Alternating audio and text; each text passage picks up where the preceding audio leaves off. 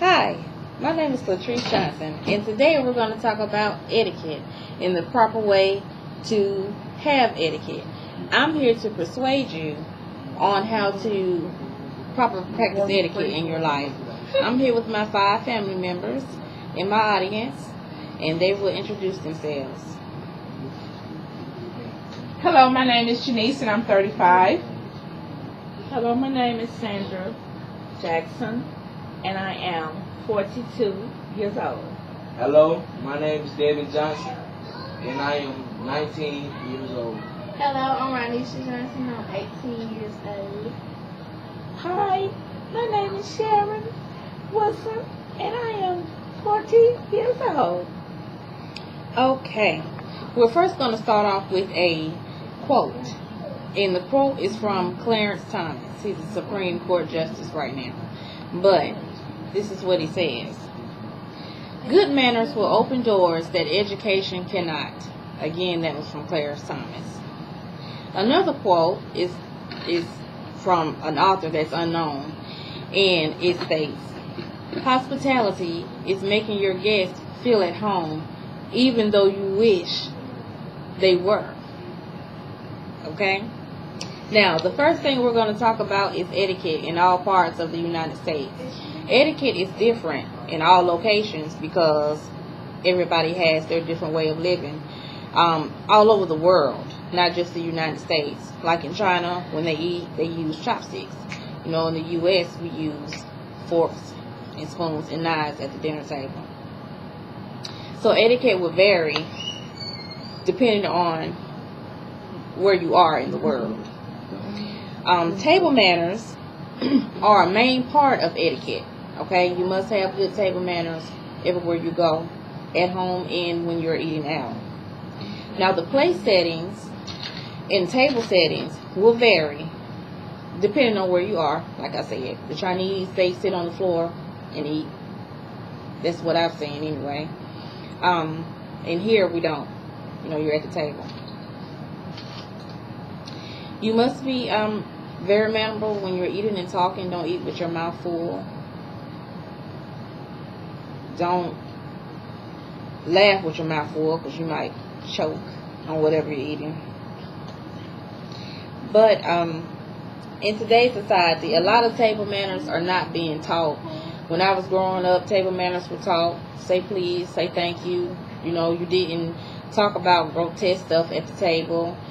You ate your food. You didn't use your hands to wipe your mouth. You used napkins to wipe your mouth. You put napkins in your lap. You know, you ate properly. So I think if every household would teach their kids a little bit of etiquette, table manners at the home, the world would be a whole lot better. Business etiquette and employment. Having good business etiquette will make sure that you retain your employment.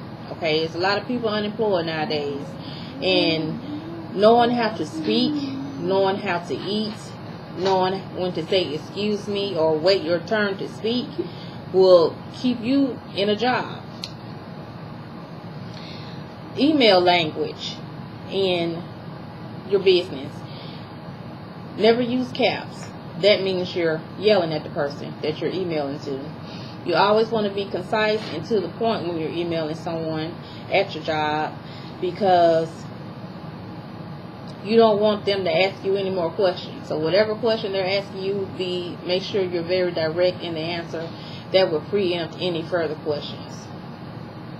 Always use proper grammar and spelling. A lot of the kids nowadays on Facebook, they have just turned the spelling of words totally to something that I can't even read. Okay? So always use proper grammar and spelling when you're typing email messages, because if you start off like the kids are doing now, spelling wrong, you're going to continue to spell wrong, and you will type that in your email at work to another professional, and they're not going to think you're very professional. Always be very well groomed and professional in appearance when you're at work, because that says a lot about a person. Make sure your hair is groomed, that you are in a professional attire when you're at your job.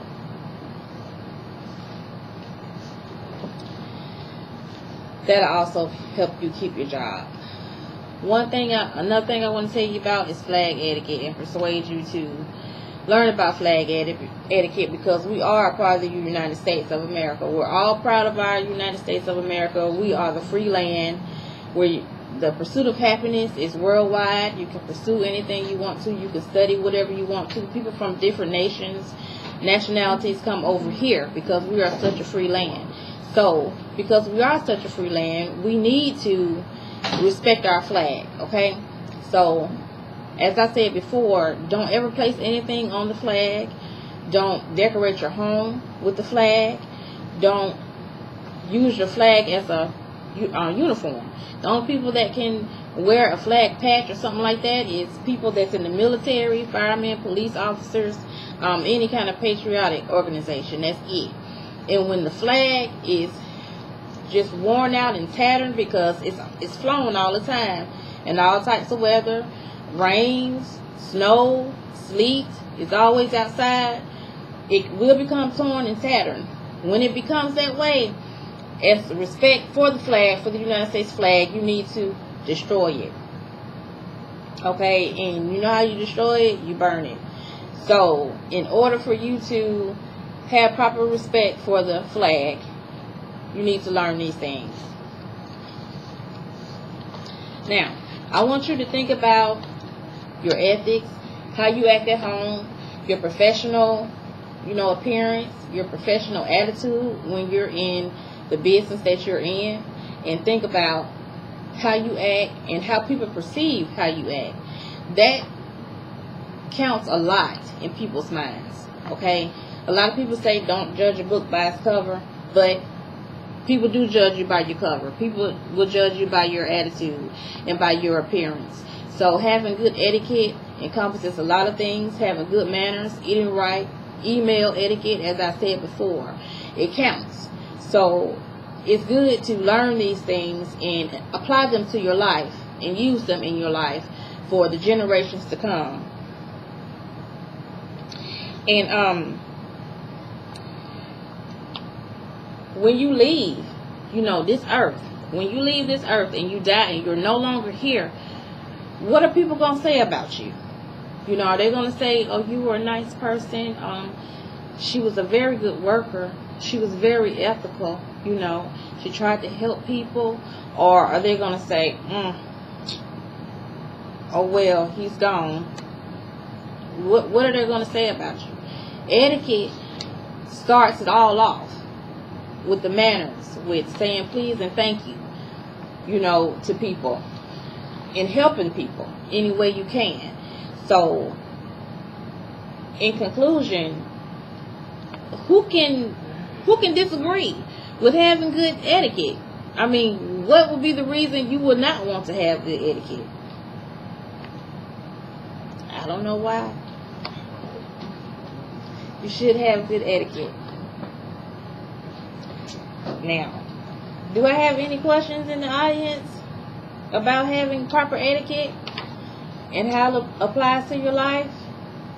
No.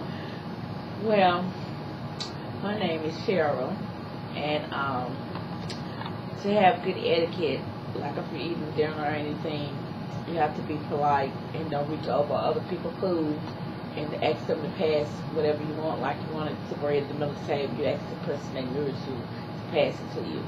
Correct. So, who agrees with me? I agree with that. That's a very good statement. I also want to add that proper etiquette means that when you're eating, that you chew with your mouth closed. But do you agree that having good professional appearance, good language, and proper grammar in business will help keep you employed in today's economy? Absolutely. I think it would. Absolutely. I totally agree with that. Yes, people skills, listening skills are key. And if you're a rude person, you're not going to have good listening skills. Absolutely. And if you start off being rude and having that quality as through your teenage years and high school years, that's going to follow you. Correct. You had a question, Dagmar? No? Okay. This concludes my speech on etiquette. And I thank you for joining me today. Okay.